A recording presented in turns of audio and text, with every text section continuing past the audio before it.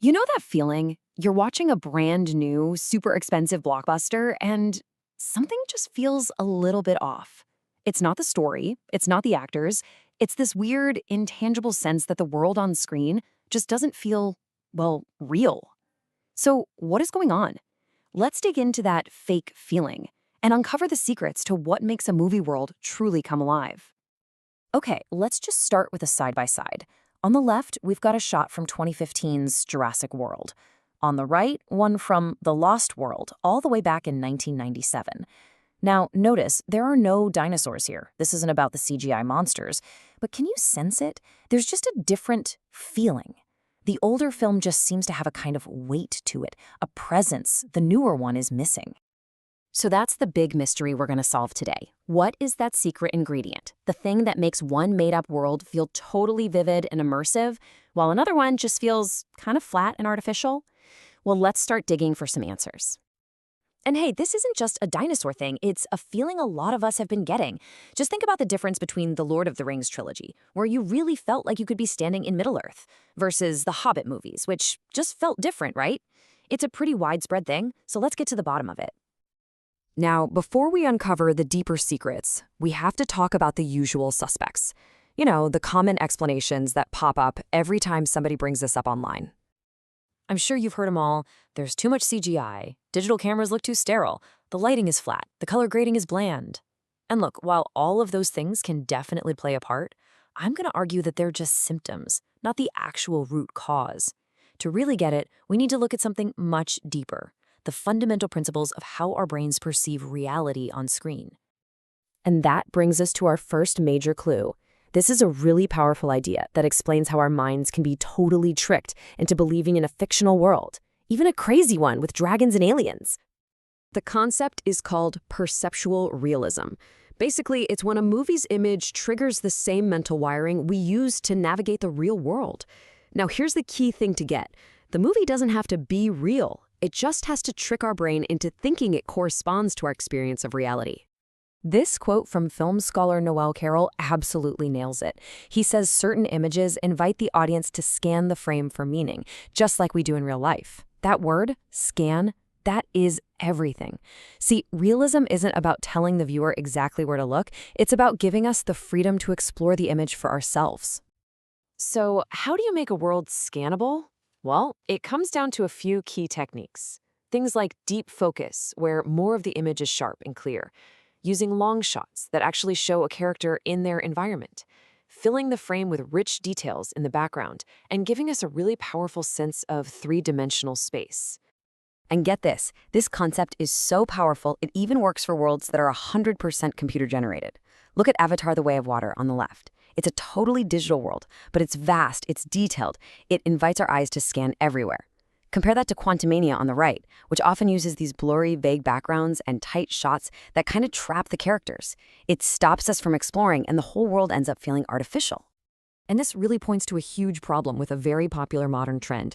You know that cinematic look with the super blurry background? Well, when that's just the default setting for everything, it actually works against this feeling of immersion.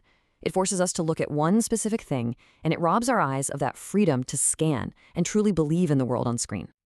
Okay, you ready for a second big clue? This one builds on that first idea, but it takes things to a whole other level, a deeper, more sensory level. This is all about why some images feel so vivid, you feel like you could almost reach out and touch them. It's a fascinating concept called haptic visuality. Haptic just means anything related to the sense of touch.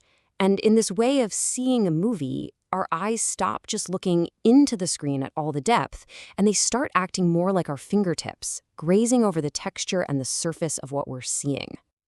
So what we're really talking about here is a totally different way of seeing.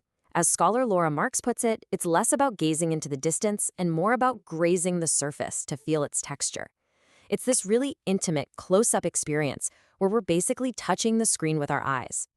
And here, the difference is just night and day. On the left, from the 1977 masterpiece Sorcerer, the camera gets right up in there on these sweaty, grimy faces. You can feel the heat, the humidity is visceral. Our eyes can almost feel the grit. Then on the right, from Jurassic World Dominion, the lighting's flat, the makeup is perfect, and everything just feels distant. There's no texture for our eyes to grab onto. One of the most powerful ways filmmakers can create this haptic feeling is by getting super close to texture itself.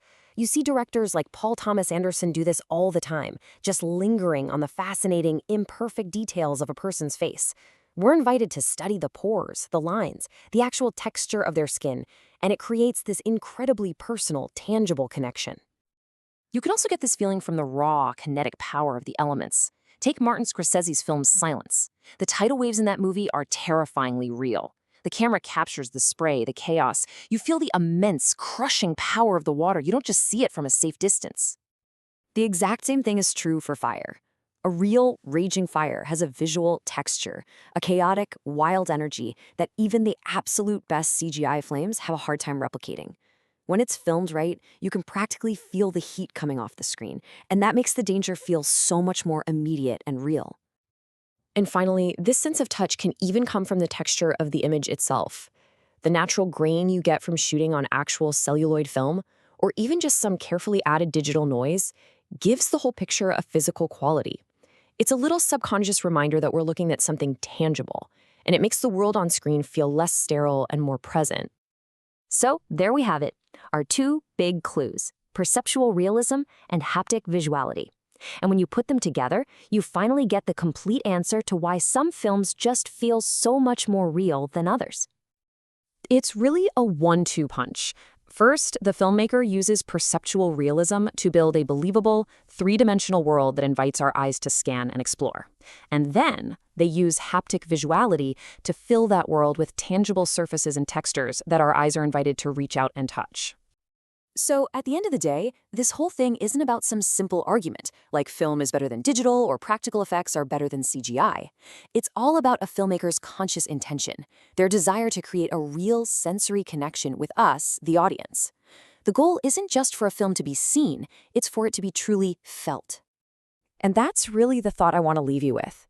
The next time you sit down to watch a movie, old or new, just ask yourself, am I just watching this world from a distance?